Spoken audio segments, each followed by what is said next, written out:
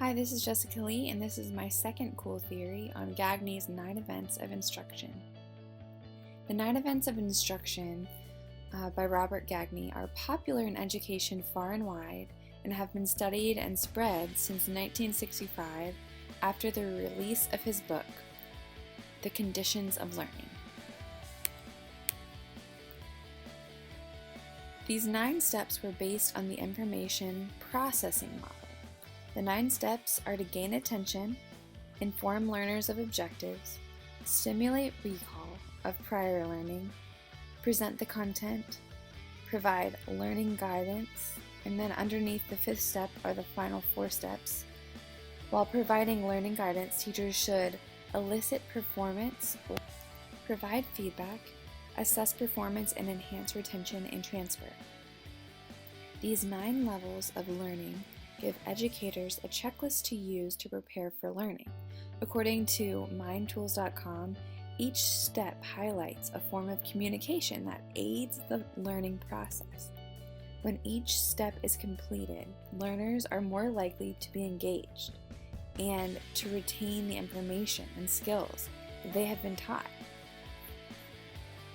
I really like this diagram of Gagne's 9 steps of instruction here. You can see a nice illustration: gain attention, describe the goal, stimulate prior knowledge, present materials, provide guidance, elicit performance and practice, provide feedback, assess performance, and then enhance retention and transfer.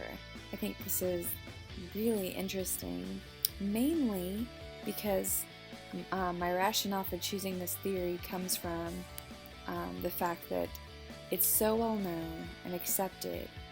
And for me, coming from someone without a background in education, I've learned a lot from researching it.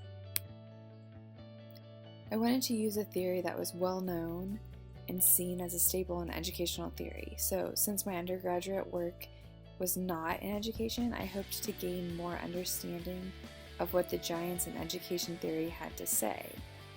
I also saw just so many possibilities in this theory for application using technology. These 9 levels are truly the backbone of learning. As I read about Gagne's ideas, I saw myself growing as an educator as I applied some of his theories to my curriculum. Most of the levels of his theory are second nature for most teachers, but some are easily skipped if we aren't careful. In choosing this theory, I hoped to grow in writing curriculum and applying his theory to my teaching in everyday life. The 9 events of instruction theory are applicable to teaching in so many ways it's hard to count them. The applications that stand out for me as an educator are the ones that I've seen the most fruit because of, and also the ones that have caused the most failure because of the lack of use. In other words, I'll be discussing the main applications that I value in teaching from this theory because of successes I've experienced, but also the applications that I've failed to apply but see that I should begin to use in my teaching. Level 2 is about informing learners of the objective and is also called expectancy. This is not something I've ever thought about as important. I've always known that it's important for the teacher to know the objective and to write the curriculum based on that. But I've not known that it's important to create expectancy with the students by letting them in on the planned objective. Looking back, I haven't done a great job creating expectancy, and I know that this will help me create more engagement in my lessons in the future. One way to apply this part of the process would be to make sure to announce the target objective to the class by either creating a title for the lesson or even using an image to capture their attention. This could be given to them for their notes, to write themselves, or something that is handed out. Either way, it could be something that creates mystery and excitement for the lesson. Level 6 is about eliciting performance and is also called responding.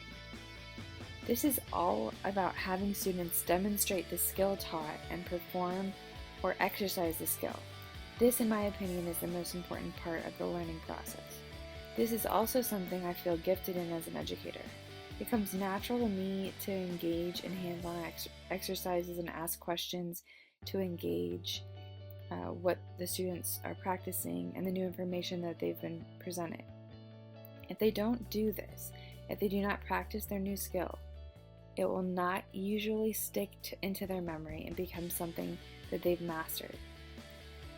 One way to do this is to have them create artwork to illustrate the learned skill or idea without using words, or at least without using too many. Creating an infographic is a great way to do this using technology. This is something that is challenging to the students and shows the teacher if the student fully understands the idea. Pictochart.com is an infographic creator that I use regularly with my students to help them communicate what they've learned through images instead of words. They can present research and ideas, but they have to use images, which pushes them to be creative and think deeply in their response. I've gained much by researching and learning about this theory, and I'm grateful for the opportunity to grow as an educator because of the wisdom that comes from great giants like Gagne that have gone before me.